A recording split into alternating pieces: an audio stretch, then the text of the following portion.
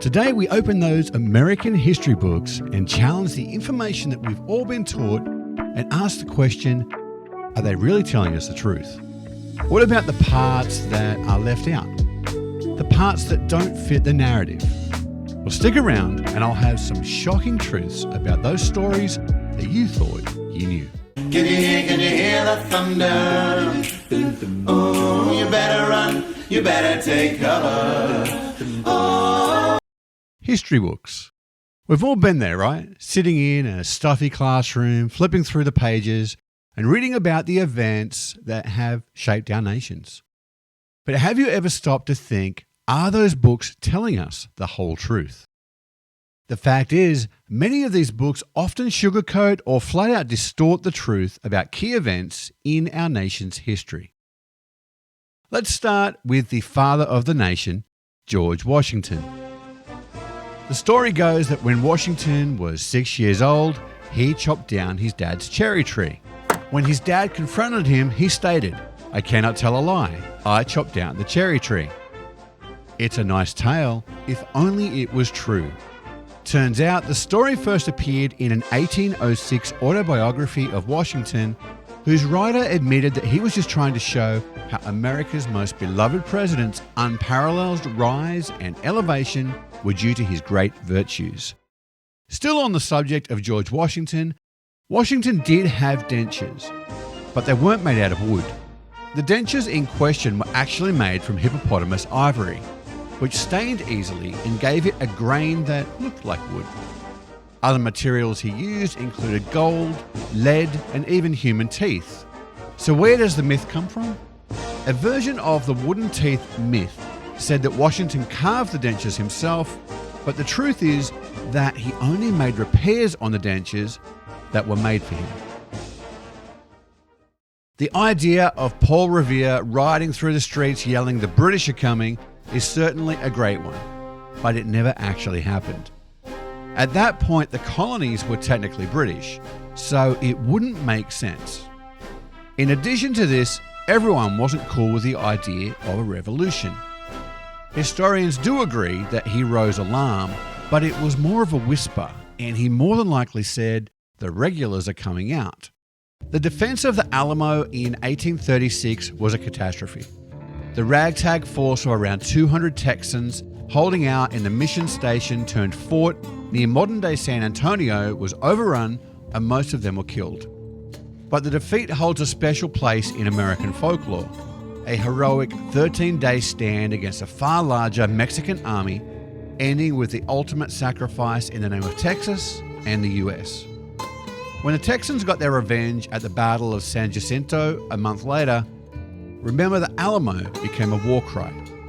The Alamo's importance to the wider country, however, has been exaggerated. At the time, Texas was not a part of the US, but a Mexican territory that had erupted in revolution the previous year. Texans were not protecting a corner of their nation, but fighting in part to keep slavery after Mexico had abolished it in 1829. Then, when they defeated the Mexicans, Texas initially declared independence rather than joining the US. It remained a republic for a decade before it became a US state. "The chances of anything coming from Mars are 1,000,000 to 1, he said. Orson Welles certainly fooled the world with his 1938 radio broadcast, paying homage to H.G. Wells's 1898 book of the same name, that reported on a Martian invasion as if it were a real thing happening in the real world. At 20 minutes before 8 Central Time, Professor Farrell of the Mount Jennings Observatory, Chicago, Illinois, reports observing several explosions of incandescent gas occurring at regular intervals on the planet Mars. The spectroscope indicates the gas to be hydrogen and moving toward the Earth with enormous velocity. Thousands bought into the prank. Okay, hundreds. Well, maybe one guy, a farmer, who may or may not have been coaxed into posing for a photo for Life magazine while angrily brandishing a shotgun. The point is, Orson Welles tried to trick listeners into thinking we were under attack from extraterrestrials. And at least one guy in overalls believed him. But there was actually no mass hysteria. War of the Worlds was first adapted for the screen in 1953. then again with the 2005 film starring Tom Cruise. In January of 1692, a group of young girls in Salem Village, Massachusetts, became consumed by disturbing fits accompanied by seizures, violent contortions, and blood-curdling screams. A doctor diagnosed the children as being victims of black magic, and over the next several months, allegations of witchcraft spread like a virus through the small Puritan settlement. 19 people were eventually executed as witches, but contrary to popular belief, none of the condemned were actually burned at the stake.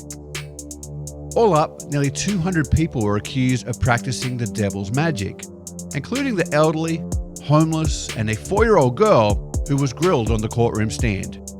Most were jailed, but 19 were hanged on what would soon be known as Gallows Hill. And a 71-year-old man was crushed with heavy stones, but nobody got burned.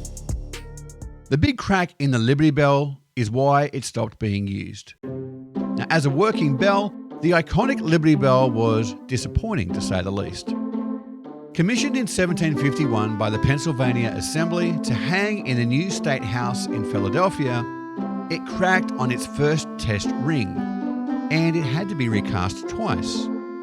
There's a legend that it cracked when told by over-enthusiastic patriots to mark the Declaration of Independence, and it would crack multiple times before being forced into silence. The Liberty Bell, which picked up its nickname from abolitionists in the 19th century, last rang out clearly to commemorate the birthday of George Washington in 1846. But that was not the fatal fissure. It's actually from an attempted repair job in the 1840s that really did the damage and prevented it from being used again. The mass suicides of the Jonestown cult is one of the darkest moments in American history. Led by their notorious leader Jim Jones, cult members created a settlement in Guyana, where only a few years later, they would drink poison or be forcibly killed due to Jones's fear that the United States would soon be invading their home. The death toll exceeded 900 people, including some 300 who were under the age of 17, making the incident one of the largest mass deaths in American history. These tragic deaths are where we get the phrase drinking the Kool-Aid, which is a figure of speech meaning that someone believes in something extreme or nonsensical. However, the members of the Jonestown cult didn't actually drink poisoned Kool-Aid. In reality, they drank poisoned Flavor Aid, which was a Kool-Aid competitor. Now, there's a rumor that the frozen body of Walt Disney is lying hidden underneath Disneyland's Pirates of the Caribbean ride, which conveniently opened just a few months after his death in 1966.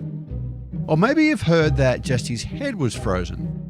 An extremely persistent myth holds that after dying from lung cancer at the age of 65, the father of Mickey Mouse ordered his body to be placed in a special machine and kept in ice until scientists developed the technology required to revive him.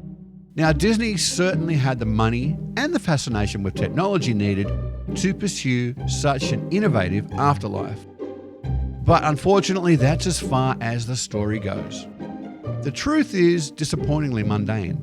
Records show that he was cremated and his ashes were interred at the Forest Lawn Memorial Park in California. In 1972, Disney's daughter Diane poured further cold water on the rumor, saying that she doubted her father had even heard of cryonics. And finally, to the moon landing. Did it really happen? Was it all a Hollywood stunt? I can't answer that one for you today, but I can confirm that if you examine the famous line uttered by Neil Armstrong in 1969, "It's one small step for man, one giant leap for mankind," you'll find that that was incorrect. Upon returning home, Armstrong actually clarified that he did say one small step for a man, which makes much more sense. And it was confirmed the missing word was lost in transmission from the moon back to the Earth. What will the first person who steps foot on Mars say? Will they be greeted by one of Orson Welles' Martian friends in tripods? I guess we'll see. In conclusion, it's crucial that we approach history books with a healthy dose of skepticism, recognizing that the truth is often far more complicated than what we're taught. Thanks for watching. If you have any further experiences with fallacies in history education, please share them in the comments below. I'd love to hear about them. Be careful what you read, guys, and I'll catch you again, all from down under to down south.